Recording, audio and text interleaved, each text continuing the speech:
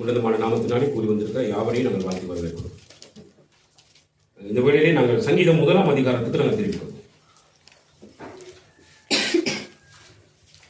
சங்கீதம் 1 அதிகாரம் 1 வசனத்திலிருந்து நமக்கு வாசிப்போம்.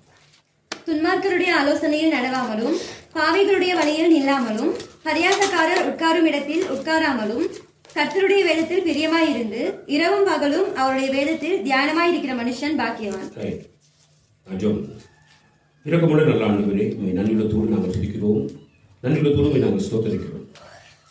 அப்ப நாங்கள் உங்களுடைய வார்த்தை கர்த்தாவே சுவாமி கேட்பதற்கு நீங்கள் கூட பேசும்படியாய் நாங்கள் ஜெபிக்கிறோம். உங்களுடைய பரிசுத்த ஆவியானவருடைய வல்லமையினாலே ஒவ்வொருவரையும் நீங்கள் தாமே இடைகட்டி உமக்குள்ளாக நீங்களை ஸ்திரப்படுத்தும்படியாக நாங்கள் ஜெபிக்கிறோம். அப்படி செய்கிறதுக்காக நன்றி செலுத்துகிறோம். எங்கள் மீது வைத்திருக்கிற கரிசனையை, எங்கள் மீது வைத்திருக்கிற அன்பை, இரக்கத்தை, அன்பினுடைய ஆழத்தை, அகலத்தை, உயரத்தை, நீளத்தை நாங்கள் அறிந்து கொள்வதற்கு கர்த்தாவே இதற்கு உதவி செய்யும்படியாக நாங்கள் ஜெபிக்கிறோம். நீங்கள் செய்கிற கிருபைக்காக உங்கள் நடினத்தோடு நாங்கள் ஸ்தோத்தரிக்கிறோம். அன்றே அடியனை மறைத்து உண்மை நீர் வெளிப்படுத்துவீராக. உங்களுடைய ஜனங்களோடு கூட நீர் பேசுவீராக. உங்களுடைய ஜனங்களை உமக்கு கீழ்ப்படிய பண்ணி உமக்கு மகிமையை வரப்பண்ணத்தக்க ஜீவத்துக்கு வழிநடத்தும்படியாக நாங்கள் ஜெபிக்கிறோம். அப்படி நீங்கள் செய்கிற கிருபைக்காக உங்களுக்கு நன்றி செலுத்துகிறோம். இயேசு கிறிஸ்துவின் தூய நாமத்தில் ஜெபிக்கிறோம் எங்கள் ஜீவனுள்ள நல்ல பிதாவே, ஆமென். கர்த்தருடைய கரிசனை அவரால் அழைக்கப்பட்டவர்கள் மேல், கர்த்தருடைய கரிசனை அவரால் அழைக்கப்பட்டவர்கள் மேல் என்ற தலைப்புல இந்த நாளில் நாங்கள் இந்த சங்கீதத்தை நாங்கள் பார்க்க போகிறோம். இந்த சங்கீதம் இது பொதுவாக யார் எழுதுறது என்று சொல்லி சொல்லப்படவில்லை. இது மொத்த சங்கீதம் கிட்டத்தட்ட 150 சங்கீதம் இருக்கிறது. இது 1வது சங்கீதமாக இங்க இடம்பெற்றிருக்குது. அநேகமா இந்த சங்கீதம் 1வது சங்கீதமாக இடம்பெற்றிருக்கிறபடினால இந்த சங்கீதத்துக்கும் நீங்க பாத்தீங்கன்னா ஆதியாகம புத்தகத்துக்கும் மிகப்பெரிய தொடர்பும் என்ன செய்யப்படுகிறது இது இருக்கிறது. அப்ப ஆண்டவர் அவரால் அழைக்கப்பட்ட ஜனங்கள் மேல வச்சிருக்கிறதான கரிசனை, இப்ப அதாவது ஒரு தகப்பன் தன்னுடைய பிள்ளைகள் மீது வைத்திருக்கிறதான கரிசனை எப்படி இருக்குமோ அந்த மாதிரி தேவனும் தம்மால் அழைக்கப்பட்ட தம்முடைய ஜனங்கள் மேல ஒரு மிகப்பெரிய கரிசனை உள்ள தெய்வமாக இருக்கிறார். ஆகவேதான் தேவன் எங்களுக்கு என்ன பண்ற அப்படின்னு பாத்தீங்கன்னா, இப்ப 2 விதமான ஜனங்களை குறித்து அவர் எங்களுக்கு பேசுகிற பொழுது, ஒன்று யார் அப்படின்னு பாத்தீங்கன்னு சொன்னா துன்மார்க்கமாக நடக்கக்கூடியவர்கள். அப்படின்னா என்ன அர்த்தம் அப்படின்னா, தங்களுடைய சொந்த ஆலோசனைகளின்படி, அதாவது மனிதனுடைய ஆலோசனைகளின்படி மனுஷனை நம்பி, அதாவது என்னை நம்பி நான் என்னுடைய வாழ்க்கையை நடத்தி கொண்டு போகிறதான ஒரு வாழ்க்கை. நல்லா விளங்கிக் கொள்ளுங்க. ஏன் மேல எனக்கு நம்பிக்கை இருக்குது. இப்ப நாங்க என்ன சொல்லுவோம், தன்னம்பிக்கைன்னு சொல்லுவோம். இந்த தன்னம்பிக்கையோடு சேர்ந்து நான் என்னை நம்பி, மனுஷர்களை நம்பி, என்னுடைய மனம் போன போக்கிலே நடக்கக்கூடியதான ஒரு வாழ்வை ஒரு வாழ்க்கையாக காண்பிக்கிறது. அவங்களுக்கு பேர் துன்மார்க்கர்கள் அப்படின்னு சொல்லப்படுகிறது. 2வது காரியத்தை நீங்க பாத்தீங்கன்னு சொன்னா, கர்த்தருடைய சத்தத்துக்கு செவி கொடுத்து கர்த்தருடைய ஆலோசனையை கேட்டு அதன்படி நடக்கக்கூடிய உத்தமமான மார்க்கத்தார்களை அங்கே குறிக்கும் பொழுது அவர்கள் உத்தம மார்க்கத்தார்கள் அப்படின்னு சொல்லப்படுகிறது. நல்ல கவனி. அப்ப 2 விதமான மனுஷர்களை குறித்து தேவன் நீங்க பேசுகிறது சொல்றாரு.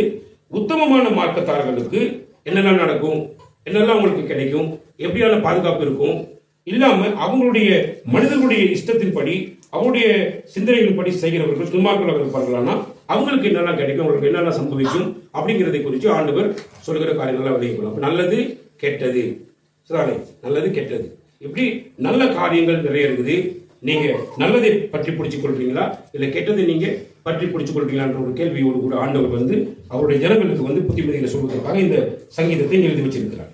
சரி, அப்ப அவர் என்ன இந்த இடத்துல விரும்புகிறார் அப்படின்னு சொல்லி பாத்தீங்கன்னா, இந்த துன்மார்க்கர்கள் அப்படின்னு சொல்றவங்க யார் அப்படின்னு சொல்லி பாத்தீங்கன்னா, சானே நீங்க பார்க்க ஒரு வசனத்தை நாங்க வாசிட்டு வரலாம். சார், எரேமியா புத்தகம் 17 அதிகாரம், எரேமியா 17 5ஆம் வசனத்தை வரைக்கும் நாங்க வாசிட்டு வருவோம். மனுஷன் மேல் நம்பிக்கை வைத்து மாம்சமானதை தன் புயபலமாக்கி கொண்டு கர்த்தரை விட்டு விலகுகிற இருதயமுள்ள மனுஷன் சபிக்கப்பட்டவன் என்று கர்த்தர் சொல்கிறார். நல்ல கவனிங்க. மனுஷன் மேல நம்பிக்கை வச்சுட்டு தன்னுடைய மாம்சத்தை, தனக்கு இருக்கிற பலத்தை, மாம்சத்துல என்னுடைய அறிவுக்கு ஏற்ற பிரகாரமான வளர்ச்சி. சரி, அதே மாதிரி இப்ப எனக்கு இருக்கிற சிந்தனை, எனக்கு இருக்கிற ஆற்றல்களை கொண்டு நான் ஒரு காரியத்தை இந்த உலகத்துல செஞ்சிடலாம், நான் இப்படிப்பட்ட வாழ்க்கையை வாழ்ந்துடலாம் சார் அப்படின்னு சொல்லி தன் மேல வச்சிருக்கிறதான நம்பிக்கை அப்படின்னு சொல்லும் பொழுது அந்த நம்பிக்கை சொல்ற வந்து அந்த மாதிரி நம்பிக்கை கொண்டு வாழுகிறவர்களுடைய வாழ்க்கை எப்படி இருக்கும் அப்படின்னு பாத்தீங்கன்னா எப்படி இருக்கும்? கர்த்தரை விட்டு விலகுகிற இருதயம் உள்ள மனுஷன் சபிக்கப்பட்டவர் என்று சொல்றப்ப இந்த மனுஷன் மேல நம்பிக்கை வச்சு தன் வம்சத்தின் மேல நம்பிக்கை வச்சிருக்கிற ஒரு மனுஷன் என்ன பண்றானா கர்த்தரை விட்டு விலகி நடக்கக்கூடிய ஒரு மனிதனாக மாற்றம் பெறுகிறான். அப்ப கர்த்தரை விட்டு விலகி நடக்கக்கூடிய ஒரு மாற்றம் பெறுகிற ஒரு மனிதனுடைய வாழ்க்கையை வந்து நீங்க பார்க்கிற பொழுது அது எப்படிப்பட்ட வாழ்க்கையாக இருக்கும்?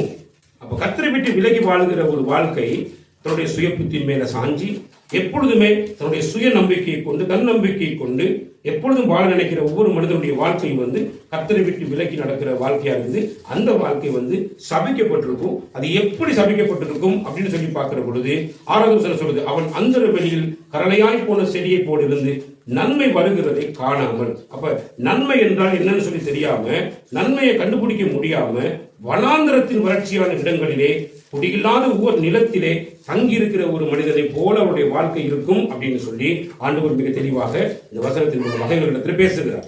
நல்லா கவனிங்க. இன்றைக்கு இங்க கூறுகிற நம்முடைய வாழ்க்கையில நம்ம எல்லாருடைய வாழ்க்கையிலையும் நல்லா கவனிச்சு பார்த்துக் கொள்ளுங்க சானே. அப்ப இன்னைக்கு நம்ம எல்லாரும் எப்படிப்பட்ட வாழ்க்கையை வாழ்றோம் அப்படின்னா நமக்கு நிறைய நம்பிக்கை இருக்கிறது. இன்னைக்கு நிறைய பிள்ளைகள் படிப்பின் மேல நம்பிக்கை, சாரி அவங்களுடைய வளர்ச்சியின் மேல நம்பிக்கை, அவங்களோட சரத்தில் இருக்கிற பலத்தின் மேல நம்பிக்கை.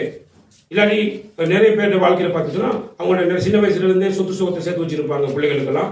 அப்ப அந்த பணத்தின் மேல அந்த சொத்தின் மேல நம்பிக்கை, இப்படியான நம்பிக்கை எல்லாம் வச்சுட்டு வாழக்கூடிய ஜனங்களுடைய வாழ்க்கை எப்படி இருக்கும் அப்படின்னு பாத்தீங்கன்னா அது வந்து கர்த்தரை விட்டு விலகி நடக்கிறதான ஒரு வாழ்க்கையா இருக்கும். அந்த வாழ்க்கை வந்து சபிக்கப்பட்ட வாழ்க்கையாக என்ன செய்யுமா இருக்கும் என்று நாங்கள் பார்க்கிறோம். ஆண்டவர் எங்களிடத்துல என்ன விரும்புகிறார் அப்படின்னா ஒவ்வொரு மனிதனும் ஆண்டவருடைய சத்தத்துக்கு செவி கொடுக்க வேண்டும். ஆண்டவருடைய சத்தத்துக்கு என்ன செய்ய வேண்டும்? அவங்க செவி கொடுக்க வேண்டும். அதுக்கு என்ன காரணம் அப்படின்னு பாத்தீங்கன்னா ஆண்டவர் வந்து ஆண்டவர் வந்து எங்களை வந்து தன்னுடைய பிள்ளைகளாக அங்கீகரித்துக் கொள்வதற்காக அவர் ஒரு மிகப்பெரிய விலைக்கிரயத்தை எங்களுக்கு செய்கிறார். அப்ப ஒரு மிகப்பெரிய விலைக்கிரயத்தை செய்கிறதுக்கு ஊடாக தான் அவர் எங்களை வந்து தம்முடைய பிள்ளைகளாக என்ன செய்யறார்? ஆக்கிக் கொள்ளுகிறார். அப்ப அவருடைய பிள்ளைகளாக எங்களை ஆக்கி கொண்டா அந்த பிள்ளைகள் வந்து அவருடைய சத்தத்துக்கு செவி கொடுக்க வேணும். அவர் சொல்றபடி அவங்க என்ன செய்ய வேணும்? நடக்க வேண்டும் என்பதுதான் ஒரு தகப்பனுடைய விருப்பம். நல்ல கவனிங்க. எபேசியர் புத்தகம் 1ஆம் அதிகாரத்தினுடைய நாங்கள் 4ஆம் வசனத்தையும் 5ஆம் வசனத்தையும் 6ஆம் வசனத்தையும் வாசிக்கிற பொழுது வசனத்தை தமக்கு முன்பாக நாம் அன்பின் பரிசுத்தம் உள்ளவர்களும் குற்றமில்லர்களுமாய் இருப்பதற்கு அவர் உலக தோற்றத்துக்கு முன்னே கிறிஸ்துவுக்குள் நம்மை தெரிந்து கொண்டபடியே பிரியமானவருக்குள் தாம் நமக்கு தந்துள்ள தம்முடைய கிருபையின் மகிமைக்கு புகழ்ச்சியாக தம்முடைய தயவுள்ள சித்தத்தின்படியே நம்ம இயேசு கிறிஸ்து மூலமாய் தமக்கு சுவிகார புத்திரராகும்படி முன்குறித்திருக்கிறார்.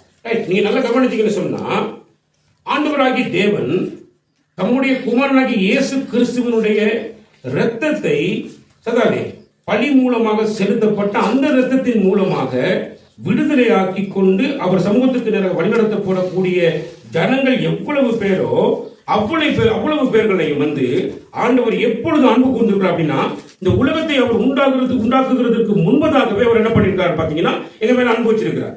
எப்படிப்பட்ட அன்பு வச்சிருக்கிறார் பாத்தீங்கன்னு சொன்னா இயேசு கிறிஸ்துவுக்குள் அவர் நமக்கு தந்தருடைய தம்முடைய கிருபையின் மகிமைக்கு புகழ்ச்சியாக அவர் என்ன பண்ணுகிறார்னா அவருடைய கிருபையை எங்களுக்கு அனுப்பி இருக்கிறார். என்ன காரியத்தினால எங்களுக்கு அவருடைய கிருபை அனுப்பி இருக்கிறார் பாத்தீங்கன்னு சொன்னா எங்க வாழ்க்கையில் நிறைய நாங்க பாவத்துக்குள்ள இருக்கிறோம், அக்கிரமத்தில் இருக்கிறோம். காரணம் என்னன்னா நாங்க வந்து இன்றைக்கும் எங்களுடைய மனம் போன போக்கில தான் இன்றைக்கு வரைக்கும் என்ன பண்ணிட்டு இருக்கிறோம்? நடந்து கொண்டிருக்கிறோம். எங்க மனசு விரும்பினபடி என்னுடைய மாம்சம் விரும்பினபடி தான் இன்றைக்கு வரைக்கும் நாங்கள் வாழ்க்கை நடந்து கொண்டிருக்கிறோம். அப்ப அப்படிப்பட்ட நிலையில இருக்கக்கூடிய ஜனங்கள் வந்து தானே கர்த்தரை விட்டு விலகி இருக்கிறாங்க. அப்படி விலகி இருக்கிறவங்க வந்து சபிக்கப்பட்ட நிலைமை இருக்கிறாங்க. சபிக்கப்பட்டவர்கள் எங்க பங்கடைய வேணும் அப்படின்னு பாத்தீங்கன்னா கலாத்தியர் புத்தகம் 3:13 வசனம் சொல்லுது, சபிக்கப்பட்ட மனுஷர்கள் எங்க போகணும், அவங்களுக்கான தீர்ப்பு என்ன அப்படின்னு பாத்தீங்கன்னா என்ன சொல்லப்படுகிறது? மரத்திலே தூக்கப்பட்ட எவனும் மரத்திலே தூக்கப்பட வேணும். எங்க தூக்கப்படணும்? மரத்துல தூக்கப்பட வேணும். அப்ப மரத்துல தூக்கப்பட வேணும் யார் அப்படின்னா சபிக்கப்பட்ட எவனும் தூக்கப்பட வேண்டும். சபிக்கப்பட்ட எவனும் தூக்கப்பட வேண்டும். நல்லா கவனிச்சு கொடுங்க நீங்க. சரி, அப்ப இந்த இடத்துல நான் என்ன பார்க்கணும் அப்படின்னா, சாபம் எங்க இருந்து வந்துச்சு அப்படின்னா, ஆண்டவருக்கு கீழ்ப்படியாம போகிற பொழுது, மனுஷன் மேல நம்பிக்கை வைக்கிற பொழுது, தன் சுய புத்தியில சாகிற பொழுது, சரி, அவன் வந்து சபிக்கப்படுகிறவனாக மாறுகிறான்.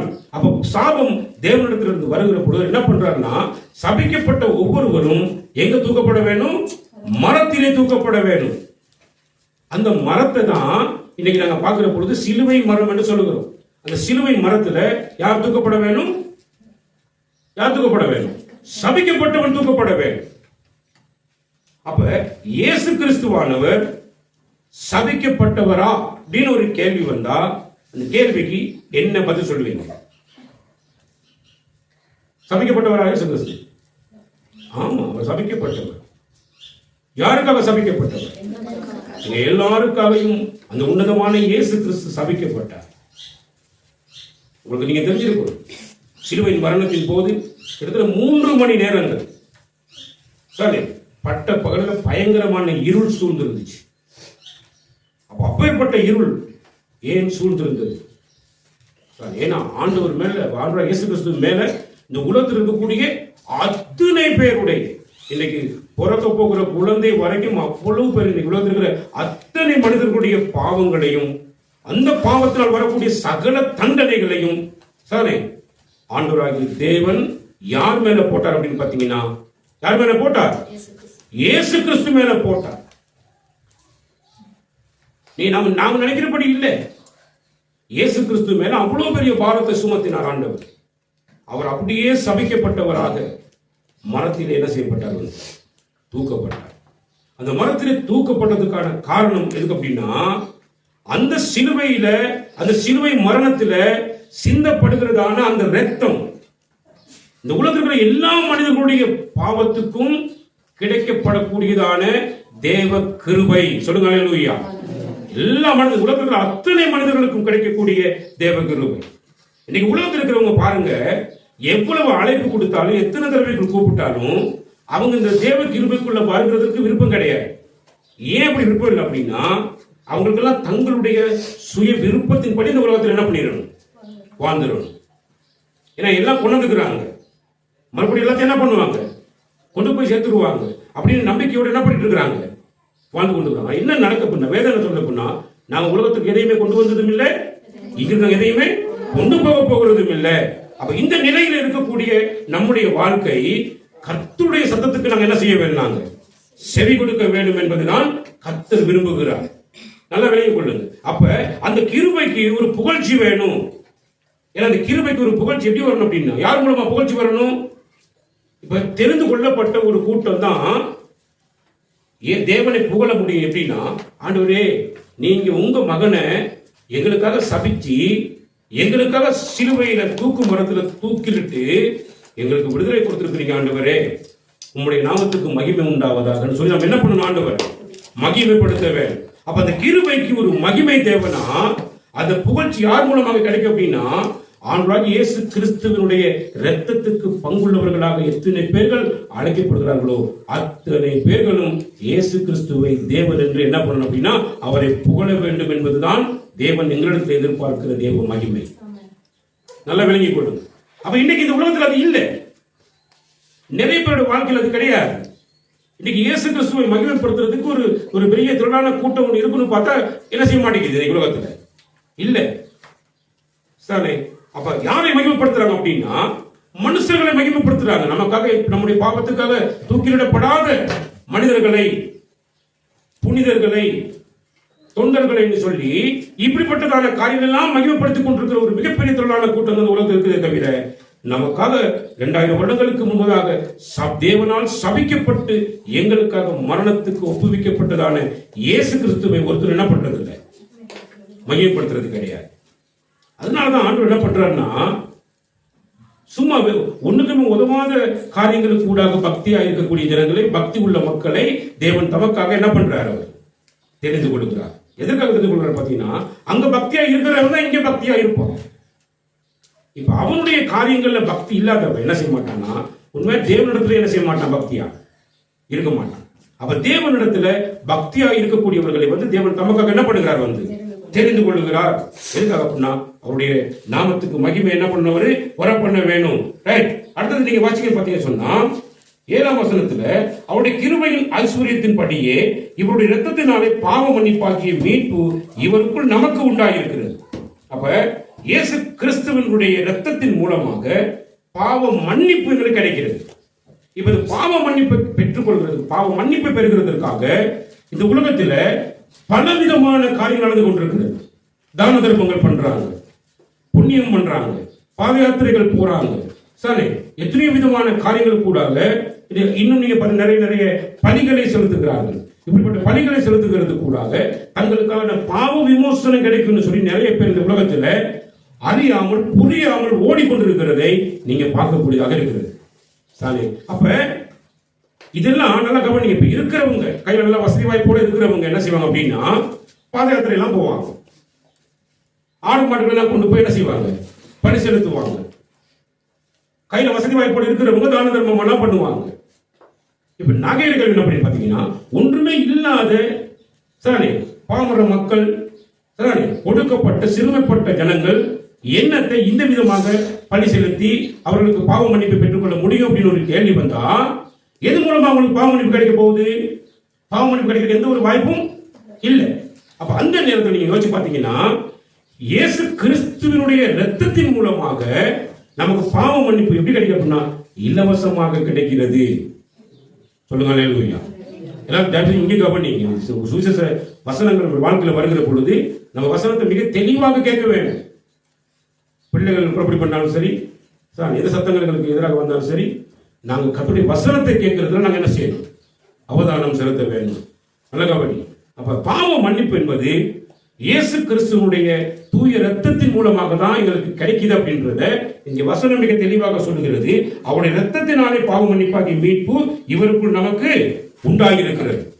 அப்ப அந்த பாவ மன்னிப்பு இயேசு கிறிஸ்து மூலமாக நமக்கு உண்டாகியிருக்கிறது அப்படின்றத நாம தெரிந்து கொள்வோமானால், இப்ப இங்க இருக்கிற கொஞ்சம் பேர் தான் நம்ம இந்த வசனத்தை குறித்து நம்ம தெரிஞ்சு கொள்கிறோம். ஆனா வெளியில இருக்கிற ஒரு பெரிய திரளான கூட்டத்துக்கு இந்த விஷயம் என்ன செய்யாது, தெரியாது. அப்ப யார் மூலமா போகலாம்? நம்ம மூலமா தான் என்ன செய்யலாம், மற்றவர்களுக்கு போகலாம். அப்ப நாம அதை மிக தெளிவாக அறிந்து கொள்ள வேண்டும். நல்ல கவனிங்க. அப்ப பாவத்துக்கான மன்னிப்பு இந்த உலகத்தில் இருக்கிற எந்த ஒரு படைப்பாலேயோ, எந்த ஒரு மிருகத்தாலேயோ, எந்த ஒரு மனிதனாலேயோ, எப்பேற்பட்ட புனிதர்களாலேயோ, எப்பேற்பட்ட தேவனுடைய தொண்டர்களாலேயோ, இல்லை எத்தனை தேவர்கள் இருந்து அத்தனை தேவர்கள் மூலமாயோ கிடைக்கவே கிடைக்காது. அது யார் மூலமா கிடைக்கும் அப்படின்னா நம்மளுக்காக சதானே நம்முடைய அத்தனை பாவங்களையும் சரி தன்னுடைய குமாரனாகிய இயேசு கிறிஸ்து மேல போட்டு அவரை சபிச்சு சபிக்கப்பட்ட மரத்திலே தூக்கிலிட்ட சரி அந்த ஆண்டவராகிய தேவ அன்புதான் நமக்கு கிடைக்கப்பட்டிருக்கிறது மிகப்பெரிய கிருபை. அந்த கிருபையின் மூலமாக தான் எங்களுக்கு பாவ மன்னிப்பு கிடைக்கும். அந்த பாவ மன்னிப்பை நாங்கள் பெற்றுக்கொள்ளமாக இருந்தால் நாங்கள் பாவத்தை என்ன செய்ய வேண்டும்? பாவத்தை என்ன செய்ய வேண்டும்? அறிக்கை செய்ய வேண்டும். பாவத்தை அறிக்கை செஞ்சுட்டா எங்களுக்கு பாவ மன்னிப்பு கிடைச்சிருமா? பாவத்தை அறிக்கை செஞ்சுட்டா எங்களுக்கு பாவ மன்னிப்பு கிடைச்சிருமா? அதுக்கு ஆதாரம் இருக்குதா? 1 யோவான் புத்தகம் 1ஆம் அதிகாரம் 9வது வசனம். 1 யோவான் புத்தகம் 1ஆம் அதிகாரம் 9ஆம் வசனம். நம்முடைய பாவங்களை நாம் அறிக்கையிட்டால் பாவங்களை நமக்கு மன்னித்து எல்லா அநியாயத்தையும் நீக்கி நம்மை சுத்திகரிப்பதற்கு அவர் உண்மையும் நீதியும் உள்ளவராய் இருக்கிறார். நல்லா கவனிங்க. ஆண்டவர் நம்மிடத்துல கேட்கிற ஒரு காரியம் என்ன அப்படின்னா, நம்முடைய பாவங்களை நாம் அறிக்கையிட்டால், அப்ப அதுக்கு முன்னாடி வசனம் என்ன சொல்லுது? 8ஆம் வசனம். நமக்கு பாவம் இல்லை என்போம், ஆனால் நம்மை நாமே வஞ்சிக்கிறவர்களாய் இருப்போம், சத்தியம் நமக்குள் இராது. இது பாருங்க, மனுஷர்களுக்குள் இருக்கக்கூடியதான ஒரு மிகப்பெரிய ஒரு காரியம் இல்லையா? ஒரு கேடான ஒரு காரியம். ஏன்னா இன்னைக்கு தேவ சமூகத்துக்கு வந்து உட்கார்ந்து இருக்கிற எங்களுடைய வாழ்க்கையிலையும் கூட நாங்கள் ஏதோ ஒரு பெருமையா எங்களை காட்டிக்கொள்வோம். நாங்கள் ஏதோ ஒரு ரீதியில பெருமையா காட்டிக்கிறோம். பாவத்தை அறிக்கை செய்யறதுக்கு எங்களுக்கு மனசு வராது சார். நாங்கள் ஏதோ பாவமே செய்யாதவங்க மாதிரி நாங்கள் என்ன பண்ணிடுவோம், எங்களை நினைக்கிறோம். தேவனுக்கு முன்பதாக எங்களை காட்டிக்கிறோம் சார். நல்லா கவனி. தேவன் எங்களிடத்துல விரும்புகிற காரியம் என்ன அப்படின்னா, உனக்குள்ள பாவம் இருந்தால் நீ உன்னை ஏமாத்திட்டு இருக்கிற, நீ உன்னை வஞ்சித்துக் கொண்டிருக்கிற, நீ பாவம் உனக்குள்ள இல்லைன்ற மாதிரி நீ காட்டிக் கொண்டிருக்கிற, இது பிழையான ஒரு விஷயம். அப்ப நீ ஒவ்வொருத்தருக்கு உலகத்துல பாவம் செய்யாத மனுஷன் யாருமே இல்ல. எல்லாரும் பாவம் செய்து ஏகமாய் கெட்டு போனார்கள் என்று சொல்லுது. அப்படின்னா எல்லாருக்குள்ளேயும் பாவம் இருக்கிறது. அப்ப பாவத்தை என்ன பண்ணணும் அப்படின்னா, நீ நாள்தோறும் தேவனுக்கு முன்னாடி என்ன பண்ணணும்? அறிக்கை செய்ய வேணும். இன்னைக்கு நிறைய பேர் தேர்ந்தெடுக்கிற விஷயம் என்ன அப்படின்னா, சில முக்கியஸ்தர்களை தெரிந்து கொண்டு அவங்களுக்கு முன்பதாக போயிட்டு தங்களுடைய பாவத்தை என்ன செய்யுது? அறிக்கை செய்கிறது. சாரி, சில இடங்களில் நீங்க பாத்தீங்கன்னா பாஸ்டர்மார்கள் தங்களுக்கு வந்து தான் பாவத்தை அறிக்கை செய்யணும்னு சொல்லி கொடுப்பாங்க. அது ஒரு பெந்தகோஸ்து சபையிலாம் அந்த மாதிரி இருக்கு. சரி, இன்னும் கத்தோலிக்க சபையில பாத்தீங்கன்னா அங்க ஃபாதருக்கு முன்பதாக வந்து நீங்க என்ன செய்யணும்? பாவத்தை அறிக்கை செய்யணும்னு சொல்லுவாங்க. சரி, இப்படி அதிகமான காரியங்களை நீங்க கவனிக்கலாம். ஆனா வேதம் என்ன சொல்லிக்குது அப்படின்னு சொல்லி பாத்தீங்கன்னு சொன்னா, சரி, யாருக்கு முன்பதாக பாவத்தை அறிக்கை செய்யணுமா? ஆண்டவராகிய இயேசு கிறிஸ்துவுக்கு முன்பதாக வந்து பாவத்தை அறிக்கை செய்ய வேணும். இப்ப மனுஷனிடத்துல பாவத்தை அறிக்கை செஞ்சுட்டு அவன் மனுஷன் சொல்லிடுவோம், இவனுக்குள்ள வந்து பாவம்லாம் பண்ணிட்டு தான் அந்த தேர்ச்சிக்கு வந்துட்டு இருக்கான், போயிட்டு இருக்கான் அப்படின்லாம் இருப்பாங்க. ஆனா இயேசு கிறிஸ்துவ நான் பாவ அறிக்கை பண்ணிட்டா தானே என்னுடைய பாவத்தை அவருக்கு மட்டும்தான் தெரியும். அப்ப அவர் தான் என்னுடைய பாவத்தை என்ன செய்யக்கூடியவர்? மன்னிக்கக்கூடியவர். இப்ப நல்லா கவனிங்க, இன்னைக்கு இந்த மாதிரியான மார்க்கத்துல போய் மனுஷர்களுக்கு முன்பதாக பாவ அறிக்கை செய்யறவங்க வாழ்க்கை பார்த்தீங்கன்னா, பாவத்தை அறிக்கைப்பட்டு வருவாங்க, மறுபடியும் வந்து வரும்பொழுதே திரும்ப பாவத்தை என்ன பண்ணிட்டு இருப்பாங்க? செய்யல, பாவத்தை விட்டு போகல, பரிசுத்தமாக்கப்படல. வெளியே வந்தவரையும் நிறைய பேர் என்ன பண்ணிருப்பான்? பாவத்தை செஞ்சுட்டு இருப்போம். பாவம் அந்த தொடர்ந்து கொண்டே இருக்கும் மனுஷன் பாருங்க. ஏன்? அந்த பாவம் மன்னிக்கப்படாததுனாலதான் அந்த பாவங்களை பின்தொடர்ந்தே என்ன பண்ணிட்டு இருக்குது? வந்து கொண்டிருக்கிறது. இவங்க எல்லாம் புரிஞ்சு கொள்ளுங்க. அப்ப அந்தந்த இடங்கள்ல இருக்கக்கூடிய நீங்க உங்களுடைய ஊற்றார்கள், உறவினர்கள், நண்பர்களுக்கு தெளிவா புரிய வைக்க வேணும். நீங்க பாவத்தை அறிக்கை செய்ய வேண்டியவர் ஒரே ஒருவர் தான். யார்? ஆண்டவராகிய இயேசு கிறிஸ்துவுக்கிட்ட நீங்க என்ன செய்யணும்? பாவத்தை அறிக்கை செய்ய வேண்டும். சரி, அப்ப அவனத்தை நீங்க அறிக்கை செய்யும் பொழுது சரி என்ன செய்வாராம்? நம்முடைய பாவங்களை நாம் அறிக்கையிட்டால், அப்ப அறிக்கையிடாதவர்களுக்கு நம்முடைய பாவங்களை நாம் அறிக்கையிட்டால், அப்ப ஒரு ஒரு ஒரு ஒரு ஆச்சரியக்குறியாக கர்த்தர் காண்பிக்கிறார். அறிக்கையிட்டாதான், நீங்க பாவத்தை அறிக்கை செஞ்சாதான் உங்களுடைய பாவம் என்ன செய்யப்படும்? மன்னிக்கப்படும். அப்ப பாவம் மன்னிக்கப்படுறது மாத்திரமா அப்படின்னு ஒரு கேள்வி வந்துச்சுன்னா வசனத்தை வாட்சி பாருங்க, தெளிவா சொல்லும். பாவங்களை நமக்கு மன்னித்து எல்லா அநியாயத்தையும் நீக்கி, பாவங்களை நமக்கு மன்னிச்சுட்டு அதுக்கப்புறம் எல்லா அநியாயத்தையும் நீக்கி இன்னொரு வார்த்தை வருகிறது. அது என்ன அநியாயம்? பாவம் என்றால் நீங்க வந்து கவனிக்கணும். விளையாட்டுக்கு போய் சொன்னேன்.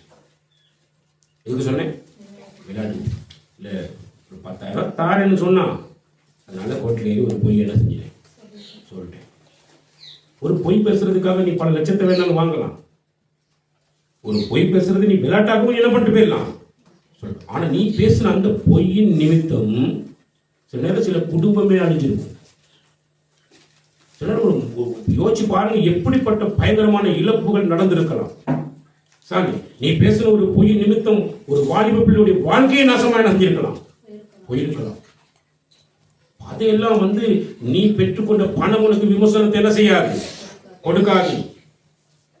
சரி, நீ பாவம் மன்னிப்பை கேட்கும் போது எப்படி கேட்ப? ஆண்டவரே, இரக்கம் உள்ளவரே, நான் பாவியே, பாவமெல்லாம் எனக்கு மன்னின்னு சொல்லிட்டு பேசாம கேட்டுட்டு பேசாம போயிடுவேன். உனக்கு எந்த மனஸ்தாபமும் இருக்காது. ஏன்னா அவன் அந்த ஒரு குடும்பம் அழிக்கப்பட்டது, ஒரு மனுஷனுடைய வாழ்க்கை நாசமா போயிருக்கும் நீ பேசின ஒரு பொய்ய நிமித்தமாக. சரி, ஆனா இதை குறித்து எந்த ஒரு அக்கறையோ கவலையோ உனக்கு என்ன செய்வாங்க? என்ன செய்ய போயிடும்? வாழ்க்கையில இல்லாம போயிடும். பாவம் என்றால் என்ன அப்படின்னா, உனக்குள்ள வருகிற ஒரு பொய்யினால வரக்கூடிய பயங்கரமான ஆபத்துகள், விளைவுகள், சதானே எத்தனையோ விதமான இழப்புகள் எல்லாம் நடந்திருக்கலாம். இதெல்லாம் நீ ஒரு வார்த்தையில் ஆண்டவரே நான் பாவியை மன்னிச்சிருன்னு சொல்லி சொன்னீங்கன்னா, அப்படியெல்லாம் பாவத்தை கர்த்தர் மன்னிக்க மாட்டார். அப்ப எப்படி நீங்க பாவ மன்னிப்பை பெறலாம் அப்படின்னா, ஆண்டவர் இலவசமாக உங்களுக்கு பாவ மன்னிப்பு கொடுப்பார். வந்து எப்படி கொடுப்பாருன்னா, ஒரு பலி, இயேசு கிறிஸ்து எனக்காக அடிக்கப்பட்டதனுடைய அந்த காரியம், அந்த காட்சி எப்படி இருக்கும்? நான் போய் பேசுறது நிமித்தம் என்னை புடிச்சிட்டான், இந்த அரசாங்கம் தண்டிக்கிற கொண்டு போயிருச்சு, எப்படி கொண்டு போய் தண்டிச்சிருப்பான்? தண்டனை எப்படிப்பட்ட நிலைமையில எனக்கு வந்திருக்கும்? சரி, நீ பேசுகிற பொய் நிமித்தம், விபச்சாரத்தின் நிமித்தம், தேசத்தனத்தின் நிமித்தம், உனக்கு பலவிதமான பாவங்களின் நிமித்தம் நீ பிடிக்கப்பட்டு கையை மையமாக பிடிக்கப்பட்டு உனக்கு தண்டனை கொடுக்கப்பட்டிருந்தால் அந்த தண்டனை எந்த விதமாக இருந்திருக்கும்? ஒருவேளை மண்ணெண்ணெய் ஊற்றி கூட என்ன இருப்பாங்க, எரிச்சிருக்கலாம், டயரை போட்டு கொளுத்தி இருக்கலாம், கண்டது நம்ம வெட்டி இருக்கலாம். சரி, சொல்ல முடியாது. சில நேரத்துல இதை பார்க்கலாம், நீங்க எத்தனை நியூஸ்கள்ல பார்க்கலாம். ஒருத்தனுடைய வாழ்க்கையில ஏற்படுகிற கோபத்தின் விளைவு தன்னுடைய கட்டுன மனைவி தாம் பெத்த பிள்ளைகளுக்கு முன்னிலையிலேயே தன்னுடைய மனுஷன் கண்டதனமா ஒருத்தர் என்ன பண்றான், வெட்டி போட்டுறான். அந்த அந்த அந்த பாவத்தை பொறுக்க முடியாத கோபம் அவனுடைய வாழ்க்கையில வருகிற பொழுது அவன் கொடுக்கிற தண்டனை. அப்ப இந்த அநியாயம் என்ன அப்படின்னா, நீங்க விளையாட்டுக்கு தான் போய் சொல்லியிருப்பீங்க, ஒருவேளை பணத்துக்காக போய் சொல்லியிருக்கலாம், ஒருவேளை பயத்துக்காக நீங்க என்ன பண்ணிருக்கலாம், போய் சொல்லியிருக்கலாம். அந்த பொய்யினுடைய அந்த பின்னணியில எத்தனை பிரச்சனைகள், எத்தனை ஆபத்துகள், எத்தனை பேருக்கு எத்தனை விதமான காரியங்கள் நடந்திருக்குன்னு பாத்தீங்கன்னா, நீங்க மனஸ்தாபப்படவில்லை. எப்படின்னா, ஆண்டவரே எனக்கு தண்டனை வந்திருந்தா அந்த தண்டனையை சுமக்கிறதுக்கு என் உடம்புல எந்த பலனும் இல்லை, எந்த சத்தும் இல்லை. ஒரு 60 வயசு 65 வயசு ஒரு மனுஷனை பிடிச்சி கட்டி வச்சு அடியே அடிச்சு கொடுத்தேன், அவன் நிலைமை தாங்க முடியுமா? அவனுக்கு தாங்க முடியும். அவ்வளவு பெரிய நிலைமையான எனக்கு தாங்க இல்லாத ஆண்டவரே, நான் செஞ்ச பாவம் கொஞ்சம் நெஞ்சம் இல்லை,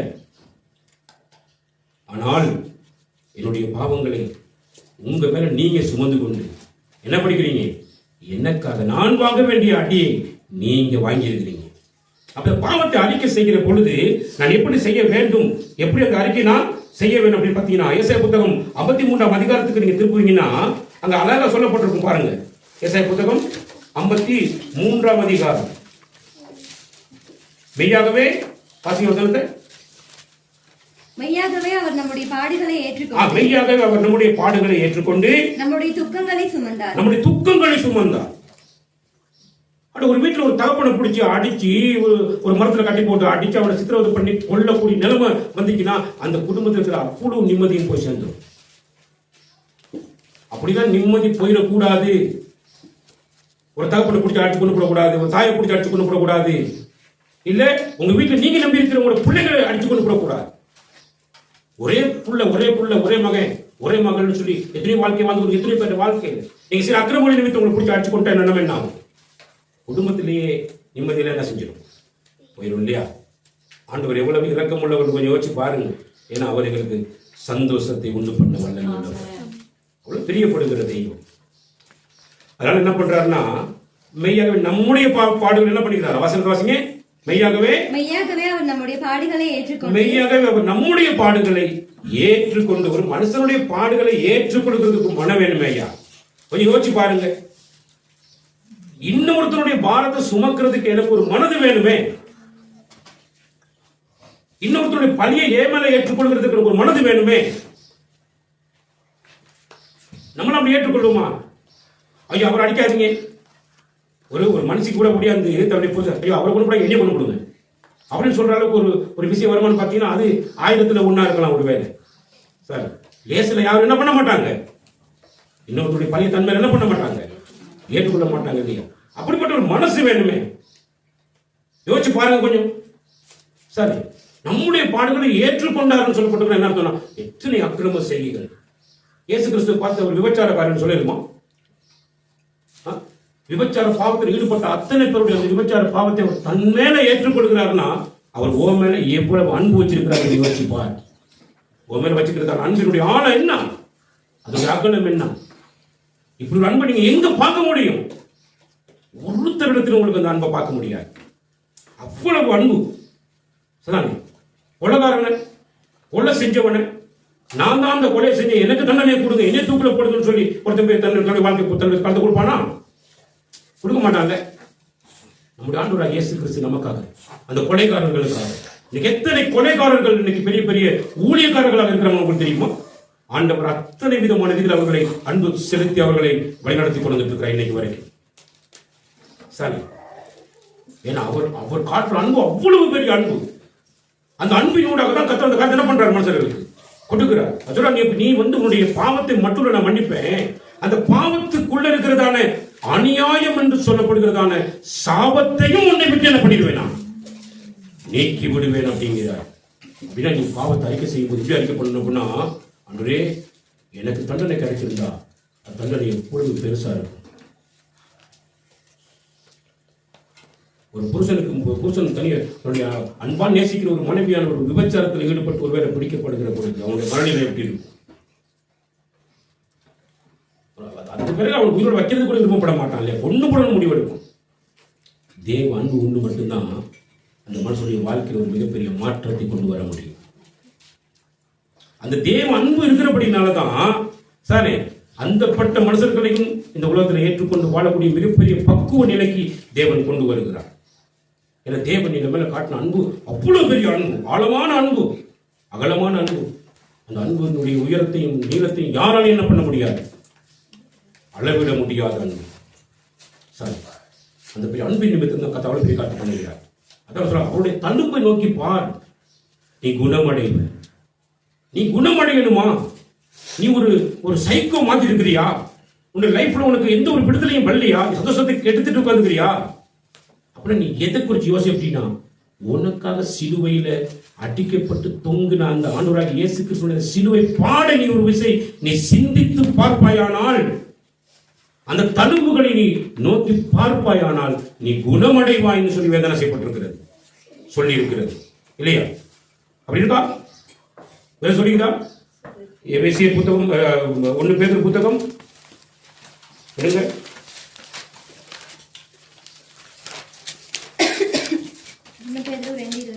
1 பேதுரு 2:24 வாசிங்க.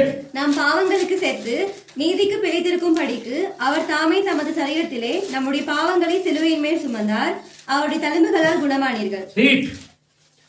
இந்த குணம் இது பைத்தியக்கார ஆஸ்பத்திரியில் போயிட்டு இருக்கிறவங்களுக்கு கிடைக்கிற ட்ரீட்மெண்ட் மாதிரிலாம் இல்லை. இது கர்த்தருடைய சமூகத்துக்கு வருகிற பாவிகளுக்கு கிடைக்கிறதான மிகப்பெரிய விலையேறப்பட்ட விடுதலை. இந்த உலகத்தில் அத்தனை பாவிகளையும் ஆண்டவராகிய இயேசு கிறிஸ்துவிடத்துக்கு கர்த்தர் வரவழைத்து என்ன பண்றாருன்னா, அந்த சிலுவை மரணத்தை காண்பித்து அந்த மரணத்தை பார்க்கிறது கூடாக நீ உன்னை குணப்படுத்திக் கொள்ளுகிறாய். அவருடைய தழும்புகளினாலே நீ என்ன பண்ற? குணமாகுகிறாய், குணப்படுத்தப்படுகிறது. என்னுடைய மனநிலை, பாதிக்கப்பட்ட மனநிலை மாற்றம் அடைகிறது.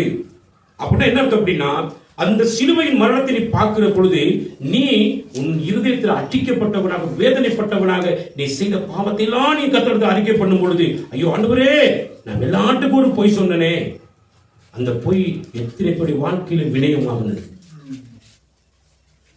நான் பேசுகிற பொய் எத்தனை குடும்பத்தை சின்ன பின்னமாக்குனது, எத்தனை படி வாழ்க்கையை நாசப்படுத்தினது.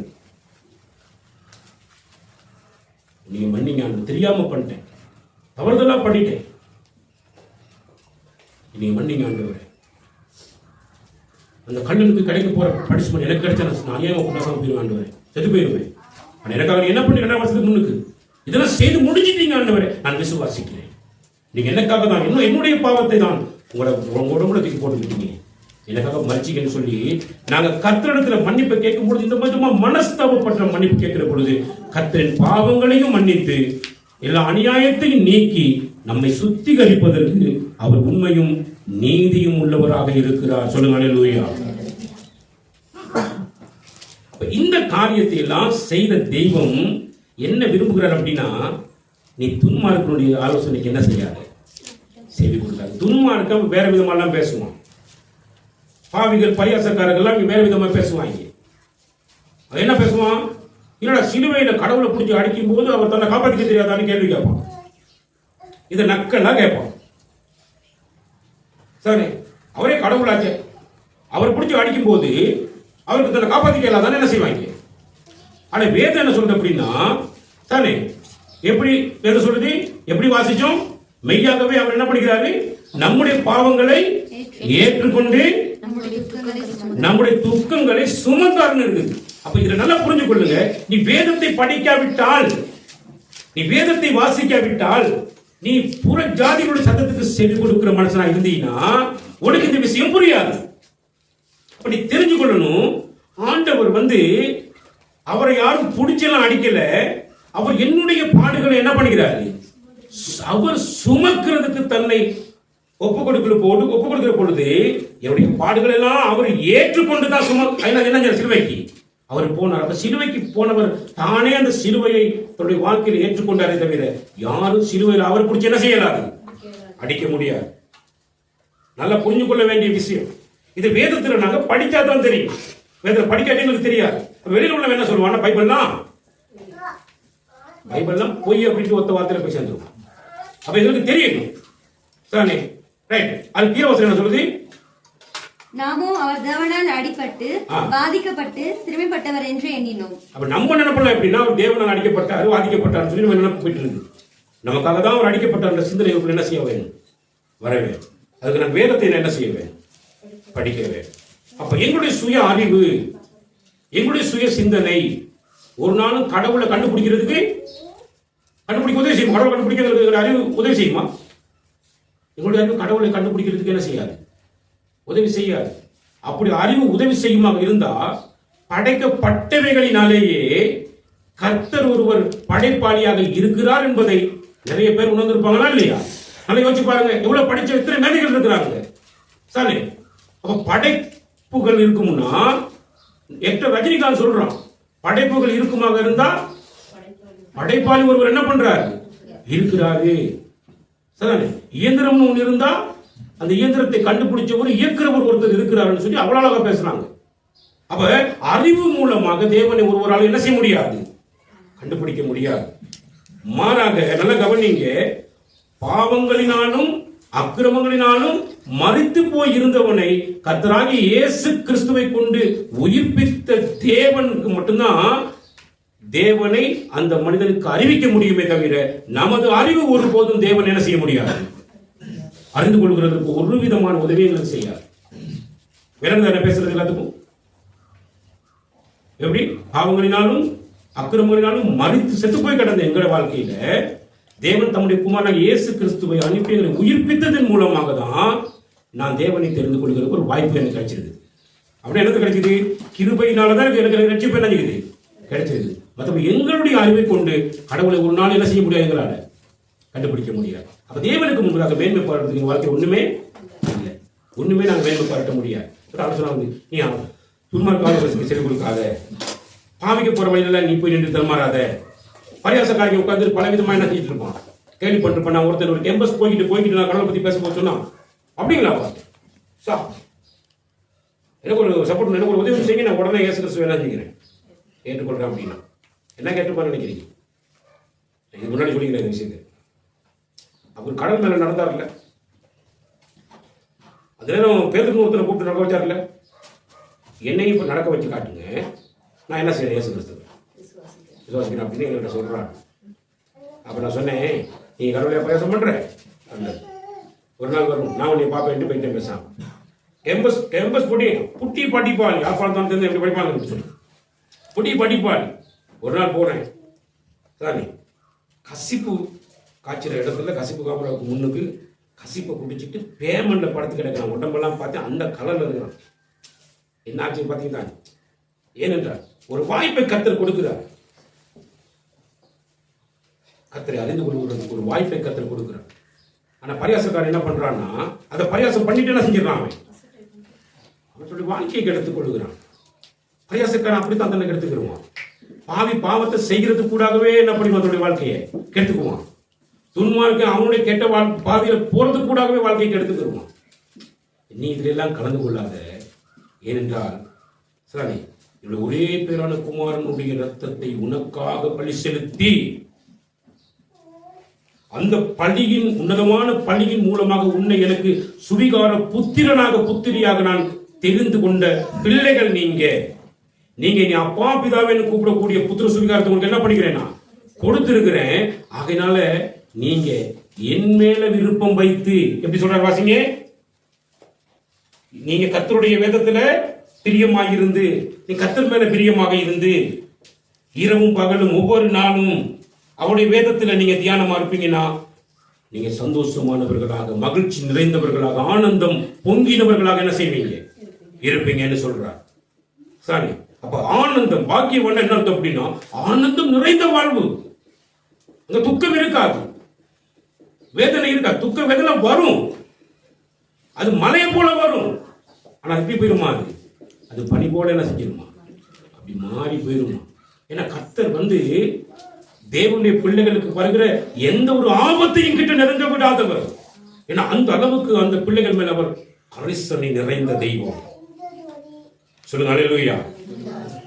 நீ ஏன் மேல பிரியமா இருந்தீங்கன்னா ஏன் வேதத்தை நீ என்ன செய்வ, படிப்ப. அது எப்படி படிப்பனா, ஒவ்வொரு நாளும் படிப்ப, இரவும் பகலும் என்ன செய்வ, படிப்ப. என் மேல உனக்கு பிரிய இருக்குமா இருந்தா நீ இந்த அளவு நீ என்ன செய்வ, வேதத்தை நீ என்ன செய்வ. செய்த காரியங்களை புகழ்வார் என்று சொல்லி எல்லா மனிதர்களும் சத்தம் இருக்கிறார். அப்ப என்ன பண்ணா தேவன் மேல காண்பிக்க புரிந்து நான் ஆனா இன்னைக்கு ஒரு மிகப்பெரிய போய்கொண்டு நிறைய போய்கொண்டு ஏன் தெரியுமா?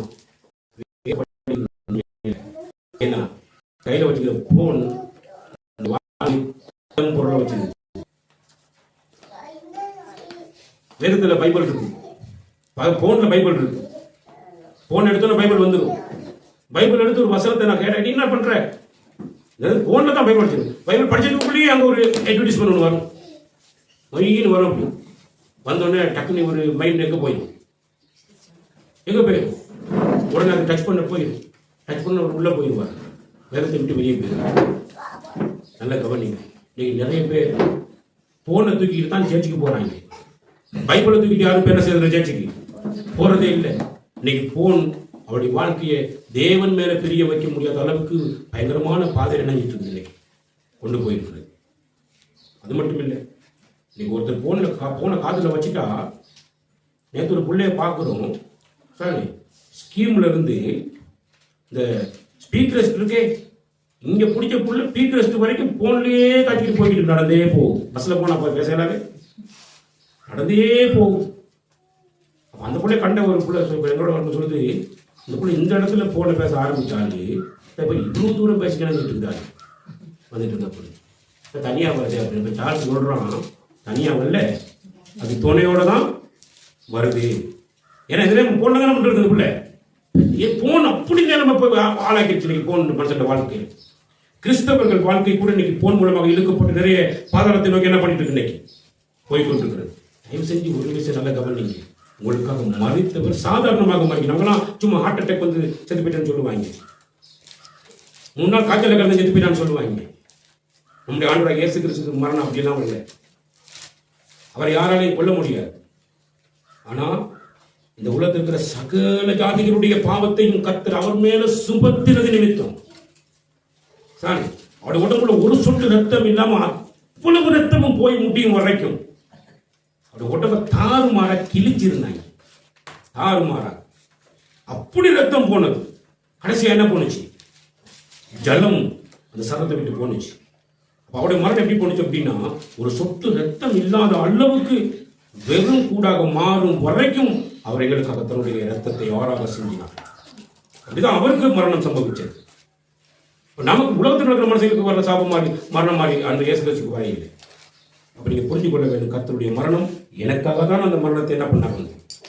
அப்பதான் அதனாலதான் ஆண்டவர் சொல்றா வந்து, இவ்வளவு பெரிய கிரயத்தை உனக்காக செலுத்தினேன், உன்னை எனக்காக நான் தெரிந்து கொண்டேன், உன்னை எனது பிள்ளையாக ஆக்கிக் கொண்டேன், நீ என்மேல் விருப்பப்பட வேணும், இரவும் பகலும் என்னுடைய வேதத்தில் நீ தியானமா இருக்கணும், அப்பதான் நீ பாக்கியவானாக இருப்பாய் அப்படின்னு சொல்லி ஆனா சொல்லியிருப்பாருன்னா நல்லா புரிஞ்சு கொள்ளுங்க. அப்ப நாங்க எதுக்கு செய்து கொடுக்க வேணும்? அவருக்கு தான் செய்து கொடுக்கணும். ஏன்னா அவர் தான் நம்முடைய ஒரே பேரான குமார் என்ன படிக்க எங்களுக்காக பணி செலுத்தி இருக்கிறார். சரி, அவரை தான் நாங்கள் நேசிக்க வேண்டும். அவரை தவிர நமக்கு வேற தேவர்கள் இல்லை. சரி, அவர் தான் நம்முடைய தேவாதி தேவன், அவர் தான் நம்முடைய ரட்சகர். சரி, அப்ப அந்த வசனத்துக்கு நாங்கள் செவி கொடுத்து நடப்போமானால் நம்முடைய வாழ்க்கை அவ்வளவு ஆனந்தம் நிறைந்த வாழ்க்கையாக என்ன செய்யப்படும்? மாற்றப்படும். அந்த ஆனந்தமான வாழ்க்கை எப்படி இருக்கும் அப்படின்னு கேட்டீங்கன்னா, அதுக்கு அடுத்த வசனத்துல சொல்ற வந்து சீக்கிரமா சொல்ல முடியுதுன்னா, அடுத்த வசனத்தை அவர் எப்படி சொல்றாரு அப்படின்னா, அவன் நீர்க்கால்களின் ஓரமாக நடப்பட்டு தன் காலத்தில் தன் கனியை தந்து இறைந்துராது இருக்கிற மரத்தை போல் இருப்பான் அப்படின்னு என்ன அப்படின்னா, நீங்க வாழ்ற வாழ்க்கை உங்களுக்கு கிடைச்ச ரட்சிப்பினுடைய அடையாளம். நீங்க ரட்சிக்கப்பட்டீங்கிறது ஒரு அடையாளம் வேணும் உள்ள உலகத்தில் இருக்கிற மக்களுக்கு. நான் ரட்சிக்கப்பட்டேன், எங்க ஏசப்பா என்னுடைய பாவத்தை எனக்கு மன்னிச்சுட்டார் அப்படின்னு சொல்றதுக்கு அடையாளம் வேணுமா இல்லையா?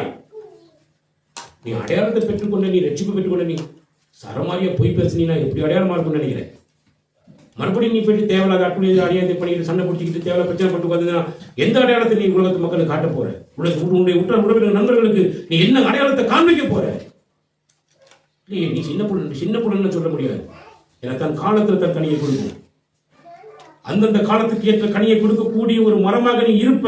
இதை நீ வேதத்தில் இருந்தீன்னா ஆண்டவர் நீ சின்ன வயதா இருந்தாலும் சின்ன வயதிலையும் உன்னை கொண்டு அவர் காரியத்தை பண்ணுவார். நீ வாலிப வயதுல வந்து வாலிபத்திலையும் உன்னை கொண்டு அவர் பெரிய காரியத்தை பண்ணுவார். அப்படின்னு ஆண்டு என்ன எதிர்பார்க்கிறேன்னா, நீ பாவ மன்னிப்பு பெற்றுக்கொண்டேன்னு சொல்றியே, நீ வீட்டுக்கு போய் எப்படி இருக்கிற? இந்த வீட்டுக்கு போனது திரும்ப ருத்ரகாண்டம் ஆடுறீங்களா? இல்ல சில வீட்டுக்கு போயிட்டு பலதரப்பட்ட பிரச்சனை பண்றீங்களா? போய் பேசுறீங்களா? கலவெல்லாம் பண்றீங்களா? சரியா? வேதத்தை வாசிக்க மாட்டேன்னு சொல்லிட்டு விட்டுட்டு போன்லையும் அதுலையும் சுத்தி திரிறீங்களா? கொஞ்சம் யோசிச்சு பாருங்க. நான் பாவ மன்னிப்பு பெற்றேன் என்பதற்கு, பெற்றுக்கொண்டேன் என்பதற்கு அடையாளம் தான் எனக்கு கிடைச்ச ரட்சிப்பு. அந்த ரட்சிப்பை என்னுடைய சுற்றுச்சூழல் இருக்கிற மக்கள் பார்க்கும்படி என்னுடைய வாழ்க்கை அடையாளமாக வெளிப்பட வேண்டும். அதுதான் அவர் சொல்ற, அடையாளமா நீ காட்டு. நிறைய பேர் உன்னை பார்ப்பாங்க. நீ செழிப்பான இலையுதிராது இருக்கிற மரத்தை போல உன்னுடைய காலத்துல கனியை கொடுக்கக்கூடிய அருமையான ஒரு மரத்தை போல நீ இருப்ப அப்படின்றத மிக தெளிவாக கர்த்தர்களுக்கு என்ன பண்றாங்க வந்து காண்பித்துக் கொடுக்கிறார். ஆகவே ஆண்டவருக்கு எதிர்பார்க்கிற ஒரே விஷயம் என்ன அப்படின்னு பார்த்தீங்கன்னா, நாங்கள் துன்மார்க்கத்துக்கு செவி கொடுத்தாலே நம்ம வாழ்க்கை என்ன செஞ்சு போயிடும். இயேசு விசுவாசிக்கிறவங்க எல்லாரும் அவருடைய பிள்ளைகள் தான் அப்படிங்கிறத அடையாளமா நீங்க இருக்கிற இடத்துல எல்லாத்துக்கிட்டையும் காட்டுங்க. அப்ப கர்த்தர் தாமே ஒவ்வொருவரையும் ஆசீர்வதிப்பாராக. ஆமென்.